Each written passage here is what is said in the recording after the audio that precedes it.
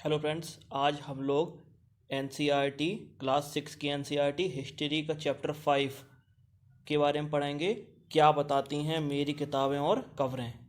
ठीक है, मैं आशा करता हूं कि आप लोग निरंतर कठिन परिश्रम करके अपने आप को परीक्षा के लिए तैयार कर रहे होंगे। चलिए हम लोग चैप्टर की तरफ बढ़ते हैं। इस चैप्टर में वेदों की चर्चा की गई है। किसकी चर्चा की गई है? वेदों की। चलिए नीचे की तरफ बढ़ते हैं। लिखा हुआ है दुनिया के प्राचीनतम ग्रंथों में से एक। सबको पता है ना कि वेद कितने थे? 4 वेद। शायद तुम वेदों के बारे में सुना होगा। वेद कितने थे? 4। कौन कौन से? ऋग्वेद, सामवेद, यजुर्वेद और अर्थवेद। सबसे पुराना वेद कौन सा है? ऋग्वेद। ऋग्वेद की रचना कब हुई थी? लगभग 3500 साल पहले। ऋग्वेद में 1000 से ज़्यादा प्रार्थनाएं हैं जिन्हें क्या कहा जाता है? सूक्त। ये याद रखना है कि ऋग्वेद की प्रार्थनाओं को क्या कहा जाता है? सूक्त। सूक्त का मतलब क्या है? सूक्त का मतलब है अच्छी तरीके से बोला गया। ये विभिन्न देवी देवताओं की स्तुति में रचे गए थे। इनमें से 3 देवता बहुत महत्वपूर्ण हैं। पहले कौन से? अग्नि, दूसरे इंद्र, तीसरे सोम। अग्नि आग के देवता हैं, सबको पता है ना। इंद्र युद्ध के देवता हैं। और सोम, सोम क्या है? सोम एक पौधा है जिसके एक खास पेय पदार्थ बनाया जाता था। वैदिक प्रार्थनाओं की रचना ऋषियों ने की थी। किसने की थी? ऋषियों ने। आचार्य विद्यार्थियों को इन्हें अक्षरों, शब्दों, वाक्यों में बांटकर सस्वर पाठ का कंठस्थ करवाते। कंठस्थ मतलब कि उनके द्वारा बुलवाते थे, करवाते थे। अधिकांश सूक्तों की रचयिता सीखने और सिखाने वाले पुरुष थे। कुछ प्रार्थनाओं की रचना महिलाओं ने की थी। ऋग्वेद, ये याद रखना है, ऋग्वेद की भाषा प्राक संस्कृत या वैदिक संस्कृत कहलाती है। ये याद रखना है। ऋग्वेद कौन सी भाषा में था? प्राक संस्कृत और वैदिक संस्कृत में। तुम स्कूल में जो संस्कृत पढ़ती हो उससे यह भाषा थोड़ी सी भिन्न है, आपको ये बात याद रखनी है। ऋग्वेद की भाषा कौन सी थी? प्राक संस्कृत और वैदिक संस्कृत। ठीक है फ्रेंड्स, इसके बाद नीचे की तरफ बढ़ते लिखा हुआ है संस्कृत और अन्य भाषाएं। इनमें भी कुछ महत्वपूर्ण है। महत्वपूर्ण क्या है इनमें? महत्वपूर्ण है, पहले मैं बता दूं, द्रविड़ भाषाएं। द्रविड़ भाषाएं क्या हैं ये जरूर ध्यान रखना है। संस्कृत भाषा भारोपीय है। भारोपीय मतलब आधा भारत प्लस यूरोपीय। हम लोग संधि विच्छेद पढ़ते थे ना, एक शब्द का संधि विच्छेद करो या संधि विच्छेद में लिखा हुआ है उसको एक शब्द में लिखो, है ना, उसी तरीके से यह भाषा का हिस्सा है। भारत की कई भाषाएं कौन कौन सी? असमिया, गुजराती, हिंदी, कश्मीरी, सिंधी, एशियाई भाषाएं जैसे फारसी, यूरोप की बहुत भाषाएं जैसे अंग्रेजी, फ्रांसीसी, जर्मन, यूनानी, इतावली, स्पेनिश आदि इसी परिवार से जुड़ी हुई हैं। उन्हें एक भाषा इसलिए कहा जाता है क्योंकि आरंभ में उनमें से कई शब्द एक जैसे थे। उदाहरण के लिए मात्र। मात्र क्या है? संस्कृत का शब्द है ना। मात्र मीन्स माता। माँ हिंदी का शब्द है और मदर किसका है? अंग्रेजी का। देखिए सबका तूल एक ही तरीके का से मिलता है ना। इसके बाद नीचे क्यों बढ़ते हैं, लिखा हुआ है उपमहाद्वीप में दूसरे भाषा परिवारों की भी भाषाएं बोली जाती हैं, है ना। उदाहरण के लिए पूर्वोत्तर प्रदेशों में तिब्बत बर्मा परिवार की भाषाएं बोली जाती हैं। तमिल, ये बात याद रखिए, तमिल, तेलुगु, कन्नड़, मलयालम कौन सी भाषा है? कौन सी भाषा परिवार है? द्रविड़ भाषा परिवार। कौन सा परिवार? द्रविड़ भाषा परिवार। जबकि झारखंड और मध्य प्रदेश में कई हिस्सों में बोली जाने वाली भाषाएं ऑस्ट्रो एशियाटिक परिवार से जुड़ी हुई हैं। ठीक है, इसके बाद नीचे की तरफ बढ़ते हैं। लिखा हुआ है हम जिन किताबों को पढ़ते हैं वे लिखी और छापी गई हैं। सही बात है ना। लेकिन ऋग्वेद का क्या किया जाता है? उच्चारण। उच्चारण मतलब कि या तो उसे उसको पढ़ा जाता है या फिर श्रवण किया जाता है, सुना जाता है। इसे ना तो पढ़ा जाता है, ठीक है। रचना के कई सदियों बाद इसे पहली बार लिखा गया। इसके छापने का काम तो मुश्किल से लगभग 200 साल पहले हुआ। मतलब समझ रहे ना, इतनी साल पुराना ग्रंथ, इसका सिर्फ उच्चारण और श्रवण किया गया। लोगों ने इसे कभी छापने के बारे में नहीं सोचा। इसको छापने का काम कब हुआ है? मुश्किल से 200 साल पहले। इतिहासकार ऋग्वेद का अध्ययन कैसे करते हैं?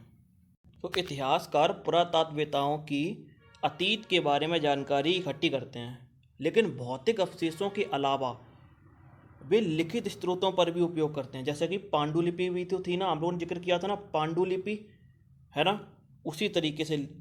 चलो देखते हैं कि वे ऋग्वेद का अध्ययन कैसे करते हैं। आइए, ऋग्वेद की कुछ सूक्त वार्तालाप के रूप में है। विश्वामित्र नामक ऋषि अपनी देवियों के रूप में पूजित दो नदियां ब्यास और सतलज के बीच यह संवाद एक ऐसे ही सूक्त का अंश है।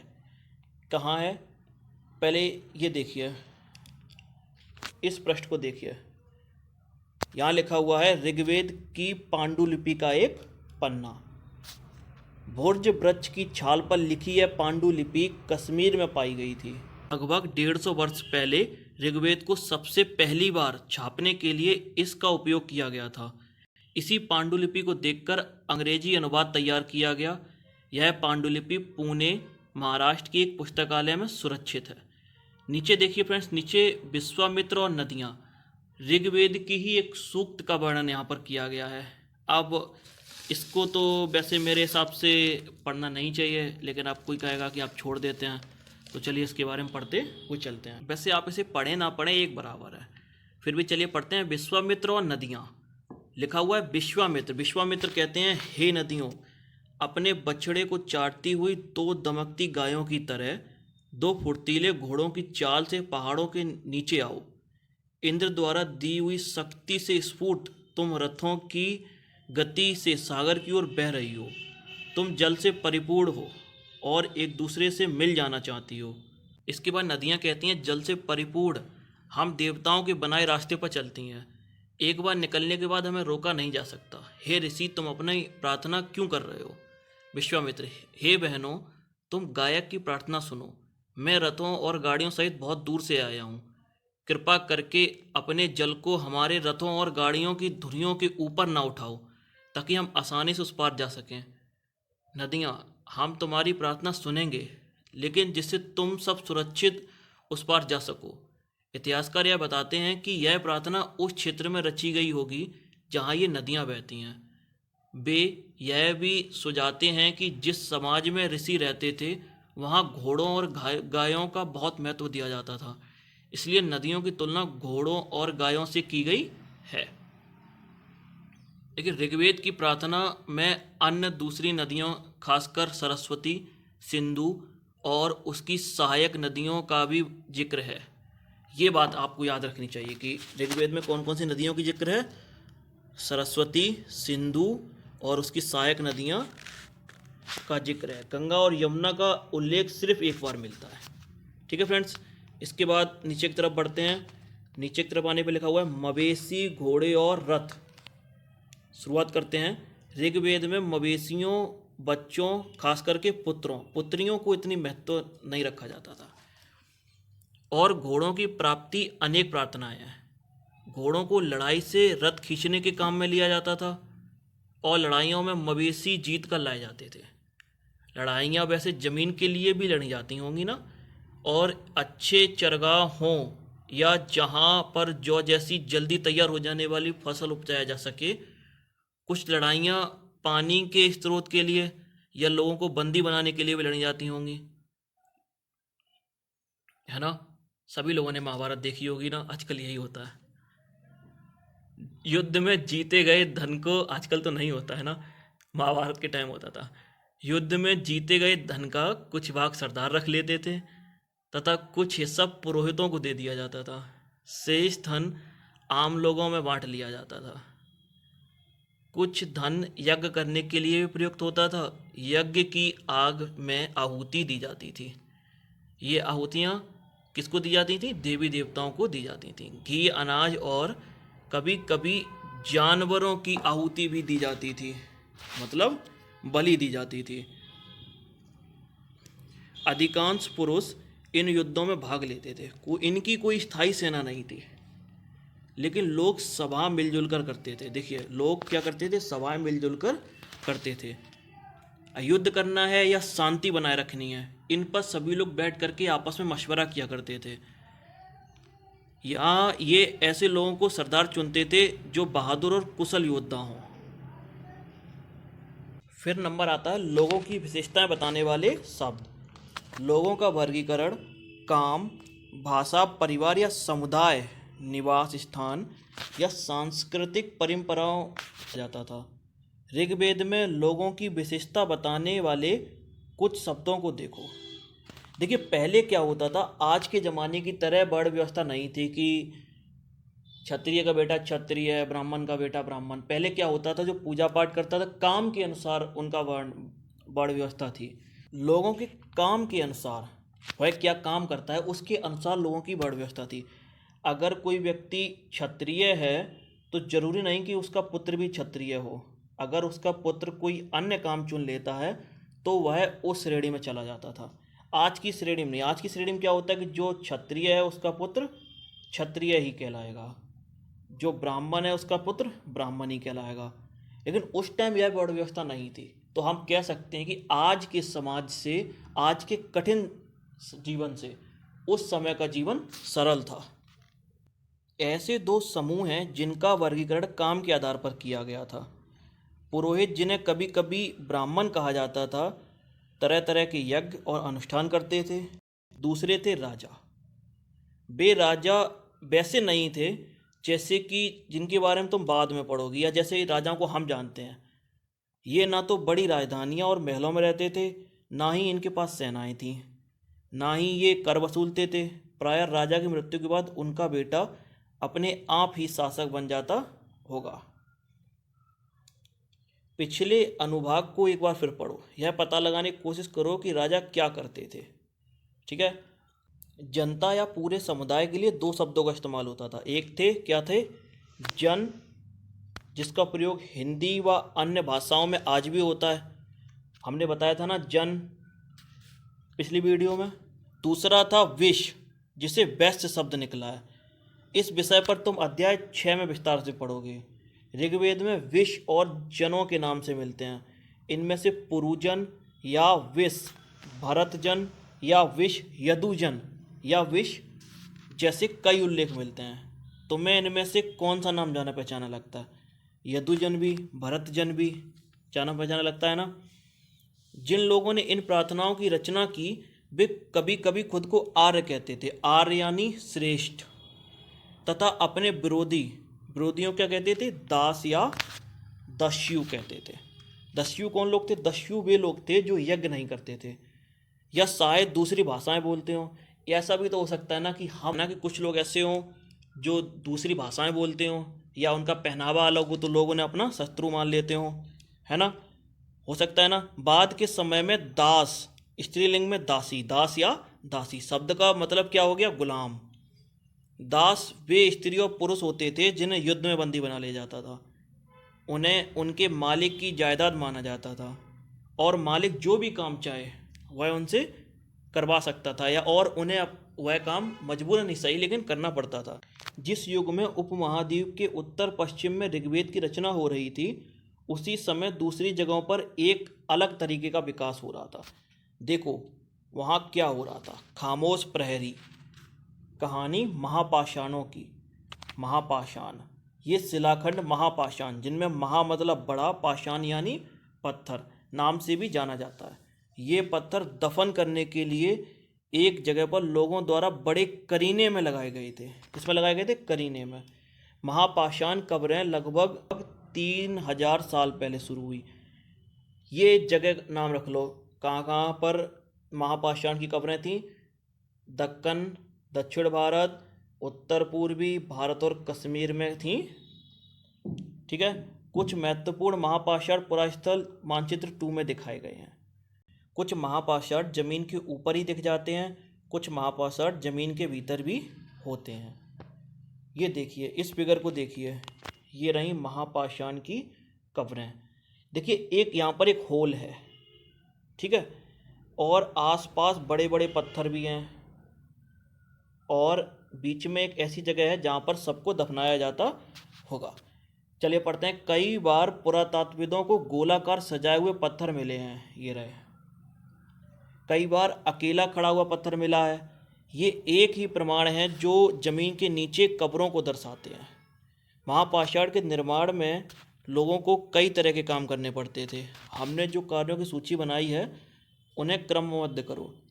तो गड्ढे खोदना, शिलाखंड को ढोकर लाना, बड़े पत्थरों को तराशना और मरे हुए को दफनाना।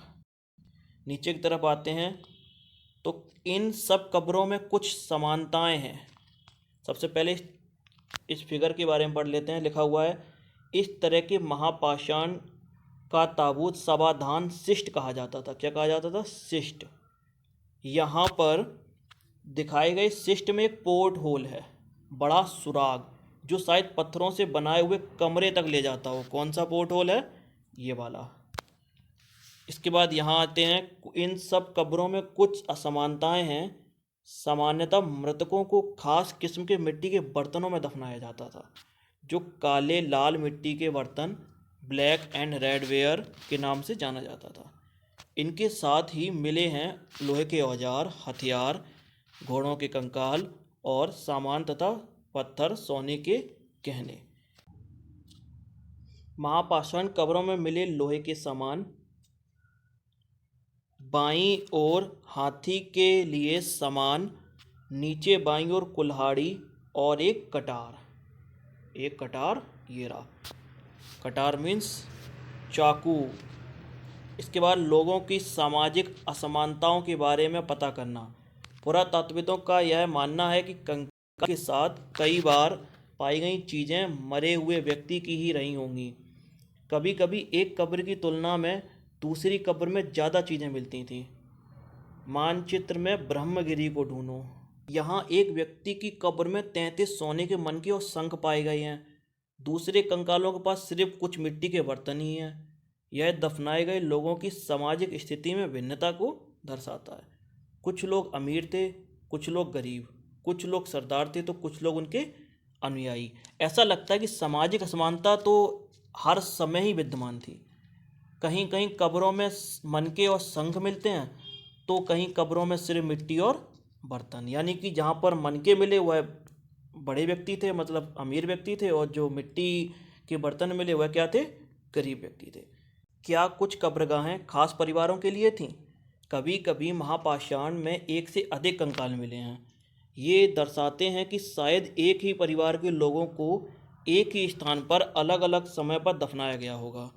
बाद में मरने वाले लोगों को पोर्ट होल, हमने देखा था ना, एक होल बना हुआ था ना ऊपर, इस टाइप का होल के रास्ते कब्रों में ला करके दफनाया जाता था।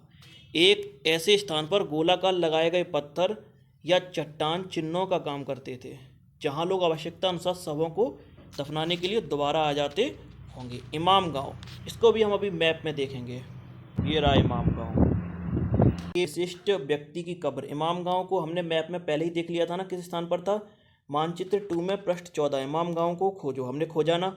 यह भीमा की सहायक नदी घोड़ के किनारे एक जगह है। इस जगह पर 3600 से 2700 साल पहले लोग रहते थे। इमाम गांव में लोग कब रहते थे? 3600 से 2700 साल पहले।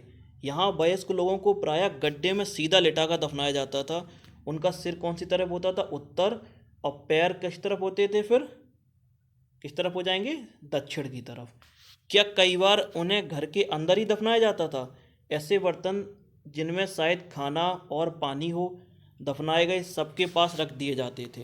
एक आदमी को 5 कमरों वाले एक मकान में आंगन में 4 पैरों के मिट्टी के एक बड़े संदूक में दफनाया गया था। बस्ती के बीच में यह गांव के सबसे बड़े घर में से एक था। इस घर में एक अनाज का गोदाम भी था। सबके पैर मुड़े हुए थे। लगता है ना, एक बड़े घर में आंगन में दफनाया गया था, मतलब ऐसा लग रहा है ना कि वह व्यक्ति काफ़ी अमीर होगा, हो सकता है ना। क्या बताते हैं हमें कंकालों के अध्ययन? छोटे आकार के आधार पर एक बच्चे के कंकाल को आसानी से पहचाना जा सकता है ना, क्योंकि कंकाल का आकार छोटा होगा तो कोई भी समझ सकता है ना कि किसी बच्चे का कंकाल होगा। लेकिन एक बच्चे और बच्ची के कंकाल में कोई फ़र्क नहीं लगता। क्या हम यह पता लगा सकते हैं कि कंकाल किसी पुरुष का है या स्त्री का? कभी कभी लोग कंकाल के साथ मिले सामानों के आधार पर इसका अंदाज़ा लगाते हैं कि उदाहरण के तौर पर यदि कंकाल के साथ गहने मिले हैं तो उसे महिला कंकाल माना जाता है। लेकिन यदि यह समस्या बन जाती है अगर पुरुष के साथ भी आभूषण मिलते हैं तो, क्योंकि उस ज़माने में तो पुरुष भी आभूषण पहनते थे ना। कंकाल का लिंग पहचानने के लिए बेहतर तरीका उसकी हड्डियों की जाँच है। चूँकि महिलाएँ बच्चों को जन्म देती हैं इसलिए उनका कटी प्रदेश यानी कूला पुरुषों से बड़ा होता है। ये समझ कंकालों में के आधुनिक अध्ययन पर आधारित है। आज से लगभग 2000 साल पहले चरम नाम के वैद्य थे। उन्होंने चिकित्सा शास्त्र पर एक चरम संहिता नाम की पुस्तक लिखी। यह कहते हैं कि मनुष्य के शरीर में 360 हड्डियां होती हैं। यह आधुनिक शरीर की रचना विज्ञान की 206 हड्डियों से काफ़ी ज़्यादा है। संभवतः चरक ने अपनी गिनती में दांत, हड्डियों के जोड़ और कार्टिलेज को लेकर उन्हें जोड़ करके यह संख्या बनाई होगी। इमाम गांव के लोगों के काम धंधे, भाई लोग रहते होंगे ना तो काम धंधे भी करते होंगे ना। इमाम गांव में पुरातात्विकों को गेहूं, जौ, चावल, दाल, मटर, तिल के बीज मिले हैं। कुछ जानवरों की हड्डियां भी मिली हैं। कुछ हड्डियों पर काटने के निशान भी मिले हैं। क्योंकि आदमी खेती भी करता था और जानवरों का शिकार भी करता था। कुछ लोग इन्हें खाते होंगे। गाय, बैल, भैंस, बकरी, भेड़, कुत्ता, घोड़ा, गधा, सुअर, सांप, कबरा, हिरन, कृष्ण मृग, खरहा, नेवला, चिड़िया, घड़ियाल, कछुए, केकड़ा और मछलियों की हड्डियां भी पाई जाती होंगी या पाई गई हैं। ऐसे साक्ष्य मिले हैं कि बेर, आंवला, जामुन, खजूर और कई तरह की रसभरियां एकत्र की जाती हैं। इसके बाद अन्यत्र लिखा हुआ है। अन्यत्र में चीन को खोजो। इसको क्या खोजना है? ये तो हमारा पड़ोसी देश है। एटलस में चीन को खोजो। लगभग 3500 साल पहले हम यहाँ लेखन की कला के सबसे पुराने उदाहरण पाते हैं। यह जानवरों की हड्डियों पर लिखा गया था। इन्हें भविष्यवाणी करने की हड्डियां कहा जाता था। ये एक अंधविश्वास के अलावा कुछ नहीं था, क्योंकि यह मान्यता थी कि यह भविष्य है। राजा लोग लिपिकारों से इन हड्डियों पर सवाल लिखवाते थे। क्या वे युद्ध में जीतेंगे? क्या फसलें अच्छी होंगी? क्या उन्हें पुत्र प्राप्त होंगे? फिर इन हड्डियों को आग में डाल दिया जाता था, जहाँ इनमें से गर्मी में चटक कर दरारें पड़ जाती थीं। भविष्यवक्ता इन दरारों को बड़े ध्यान से देखकर भविष्यवाणी करते थे। कोशिश करते थे, जैसे शायद तुम भी सोच रही होगी कि ये भविष्यवक्ता कभी कभी गलत भी तो हो सकते होंगे ना। अनुमान लगाते थे ना, तो गलत तो हो ही सकता है ना। अनुमान तो कभी भी सही भी हो सकता है, गलत भी हो सकता है। ये राजा शहरों में महल बनाकर रहते थे। उन्होंने बेशुमार दौलत इकट्ठी कर रखी होती थी, जिनमें से बड़े बड़े नक्काशी किए गए कांसे के बर्तन शामिल थे, लेकिन वे लोहे का इस्तेमाल नहीं करना जानते थे। इसी के साथ इस चैप्टर का अंत होता है। हम इसी तरीके से आगे के चैप्टर को भी पढ़ेंगे, इसलिए वीडियो को लाइक और चैनल को सब्सक्राइब जरूर कर दीजिएगा। Thank you.